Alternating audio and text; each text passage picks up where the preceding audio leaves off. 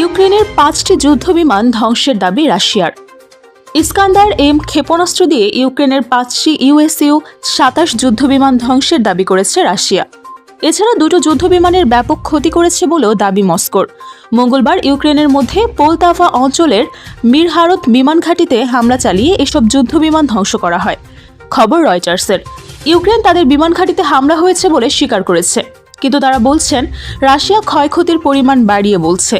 তবে কি পরিমাণ ক্ষতি হয়েছে তাও স্পষ্ট করেনি কিয়েভ।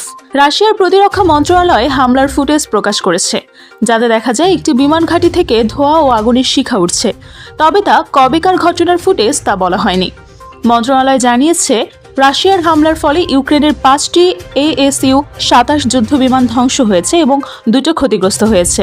রাশিয়া ইউক্রেনের বিমান ঘাঁটিগুলোকে হামলার লক্ষ্যবস্তু করেছে এমন সময় যখন কিয়েভ প্রথমবারের মতো মার্কিন F-16 যুদ্ধবিমান পেতে যাচ্ছে।